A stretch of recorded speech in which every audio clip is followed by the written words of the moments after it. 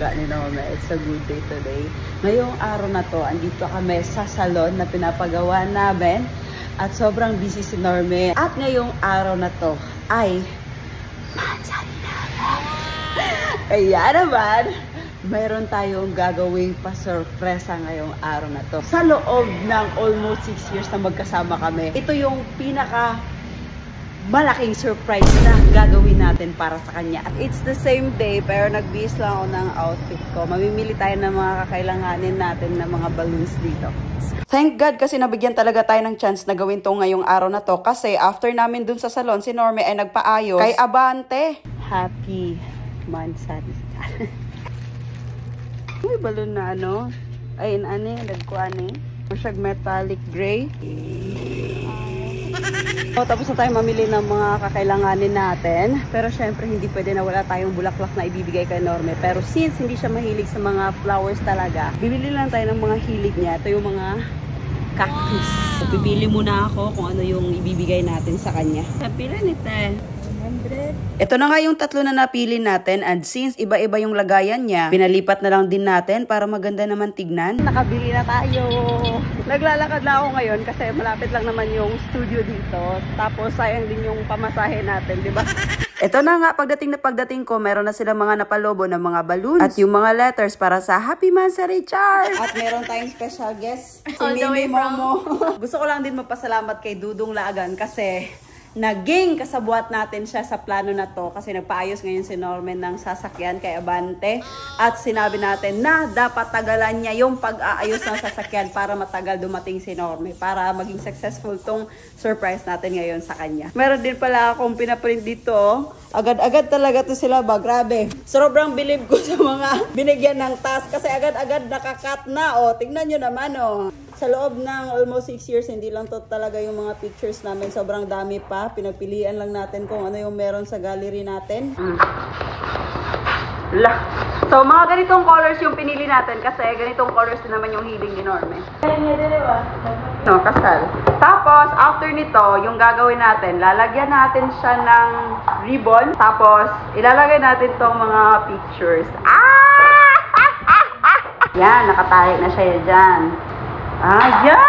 Ang galing ko na. Una pa lang to, maraming ganito yung gagawin dapat natin para maganda siyang tignan. Tapos, ilalagay natin dun sa taas mamaya. Subukan muna natin na maglagay tayo ng isa sa taas kung maganda ba siyang tignan.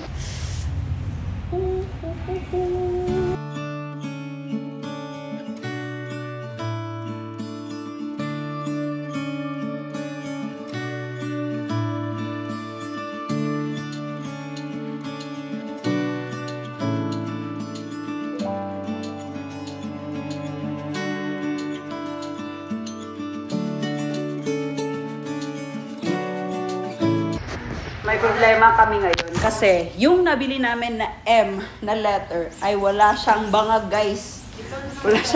Wala siyang butas. Gaganon na lang siguro ako mamaya.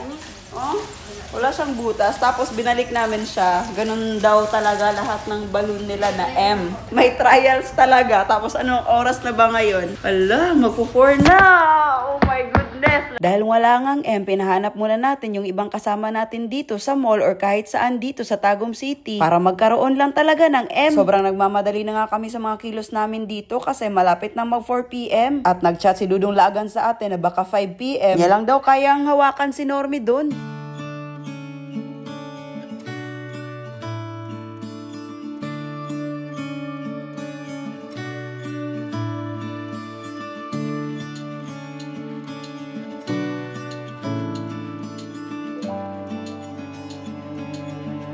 So, ayan, ito na yung pasilip ng surprise natin kay Norme at ikakabit na natin yung Happy Mansari ngayon. Let's go! I'm so excited.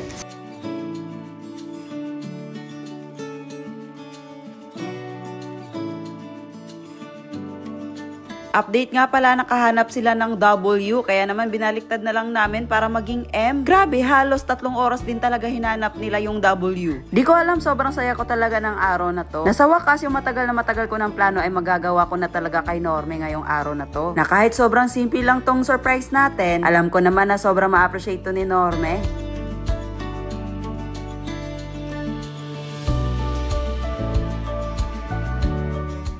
So, ayan! Almost done na kami. Sobrang ganda!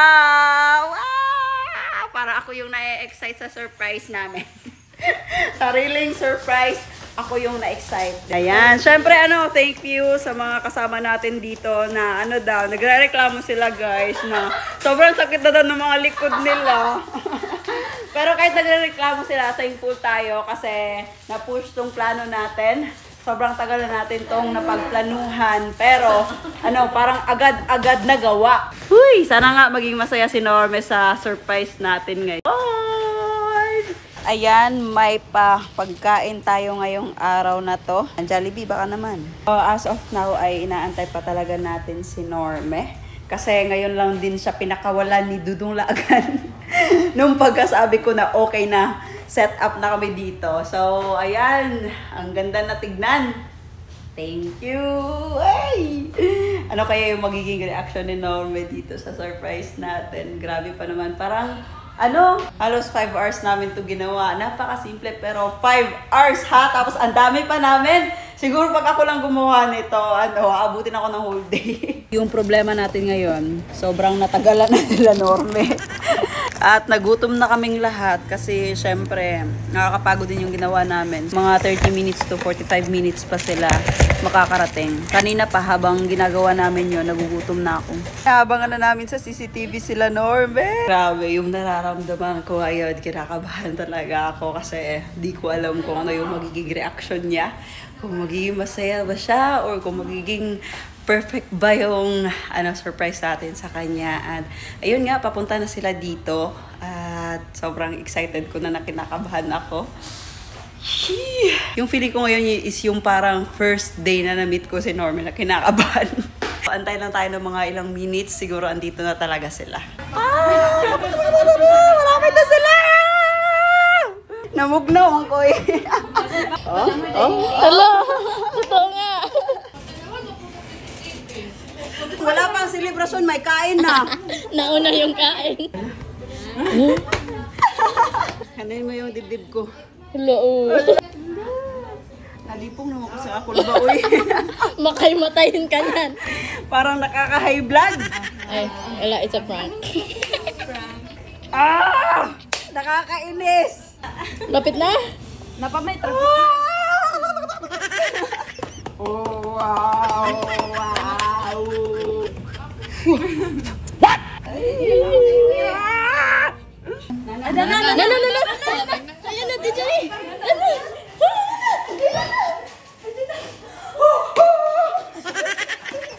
Ay, ipasok yun siya dito ha. Doon ka. Ay, doon ko. Pangita siya sa koy na nadidiri ah. Oh, okay.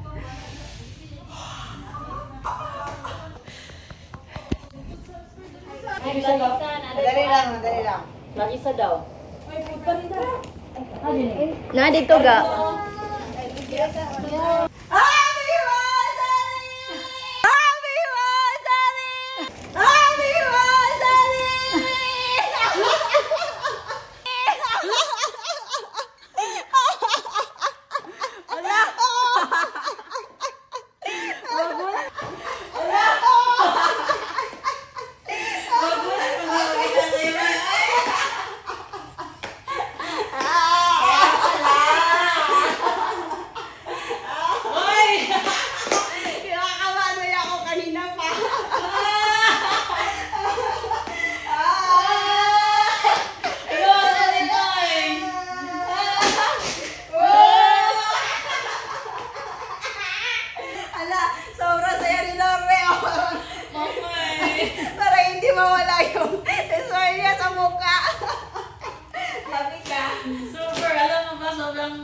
pagod ko today, tapos sobrang sakit ng ano ko, ng ulo ko. Tapos nawala. Nawala. No, grabe ka nga eh. Hindi ko in-expect na ganito. Yay! So, ibig sabihin, successful yung surprise natin. Thank you, Mai. Happy birthday, Mama. Ay, sorry. Diba, sumakit yung ulo mo kasi kakantay doon? Oo. May, inutusan ko kasi si Dudong Laaga na tagalan. Hoy! Ay, bad ka! Para syempre hindi ka maaga makauwi dito at magawa namin to. Magawa ko tong surprise na to. Kaya pala ha, pinahuli talaga yung sasakyan. Mamay! Ganun lang, cute! Tingnan mo yung mga picture. Ang cute naman, no! Wala, ang galing mo yun. Every time makita mo yung mga picture na mga ganito, ma-recall sa utak mo yung mga moment na andun ka. Oh, no. Sabi ka, mamay. First time mo ba na magkaroon ng ganitong surprise? Meron ka mga surprise. Oo. Pero hindi yung ganito talaga sa isang lugar. Kinikilig si Norma Garcia, guys. Ang cute, May. Pwede ganito na lang sa kwarto natin palagi. Ganito sa kwarto palagi. Yeah, kasi may Ano? mga picture of... Oh, ilagay na lang natin yung mga picture dito, doon. Kasi dito is studio. Thank you, May. At wait lang, dyan lang muna yung ano. Wait lang, meron pa akong gift sa'yo. Ayan na. Ayan na. Maka-happy. Happy siya. Thank you. Kala ngayon pa nag-sink in na. Happy? Happy? Maka-happy lang. Ma-happy kasi. Happy kasi nag-celebrate ka ng ganito. Parang, ano, hindi mo talaga in-expect, no? Hindi, kasi di ba alam mo naman, minsan may mga araw talaga naman sa rin natin na hindi talaga tayo nakapag-celebrate sa sobrang busy. Minsan nakakalimutan ko. Sorry, minsan. Naintindihan ko naman yun kasi nasa point pa tayo ng pag-grind. Pero ano, wait ka lang, close your eyes. Bakit? Close your eyes! Then lang. 1, 2, 3, go! Ah! Ang cute! Kasi si Norme ayaw niya ng mga flowers kasi nalalanta lang. Ito yung gusto niya mga plant talaga. Tapos meron pang special, May. Ang cute! Special! Meron pang special! Ito, oh. Special! Bakit umiiyak ka? Ha? Wala lang, di ba last day ata yun. Sabi ko sobrang saya ko kasi yung unang binigay mo na cactus parang nanganak na sobrang dami na. Tapos, ito na naman. Tapos kasi, ako gustong-gusto ko talaga siya bigyan ng bulaklak palagi. Pero, sinasabi niya ayaw niya talaga kasi nasasayangan siya sa pera kasi nalalanta lang. So, ito na, bigyan ko na siya ng cactus para may maalagaan siya, may responsibilidad siya. Tingnan mo, chip! Ano yan? Ganun mo. Mamay, wala ka niyan. Ay. Ano? Ikaw din naman. Ayan, o, kaya na-special siya eh. Oh, yan. Happy? Mamay. Picture tayo. Legit na happy yung Legit. na-feel ko ngayon. Thank you, May. Legit, ano? Akala ko may ahas!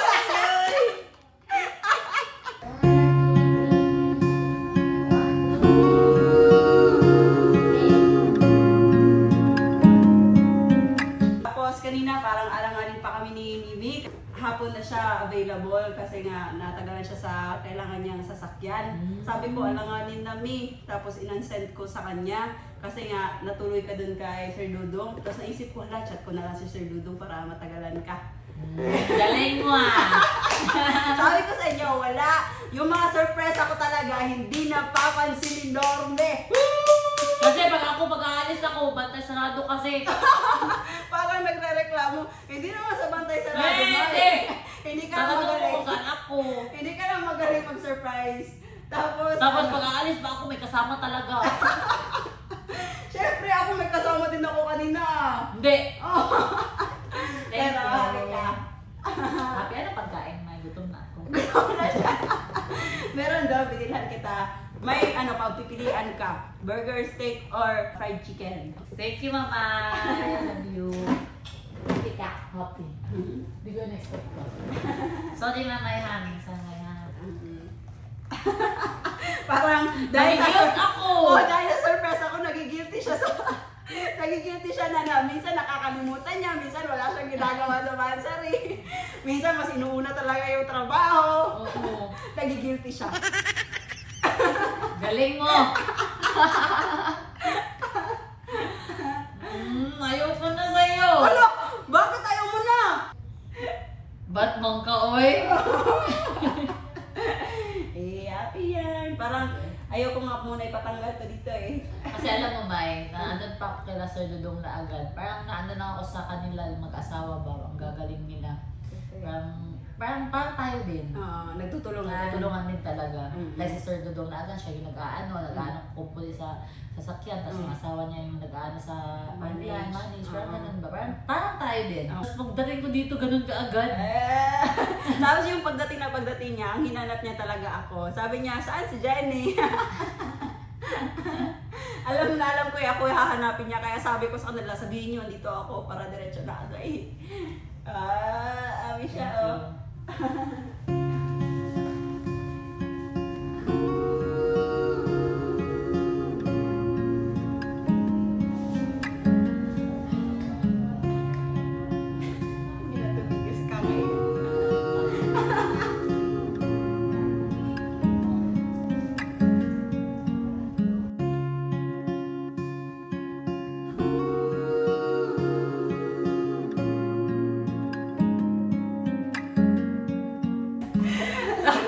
Kain dito. Ako pinagutom yun doon. Masaya ka ba, hindi? Masaya.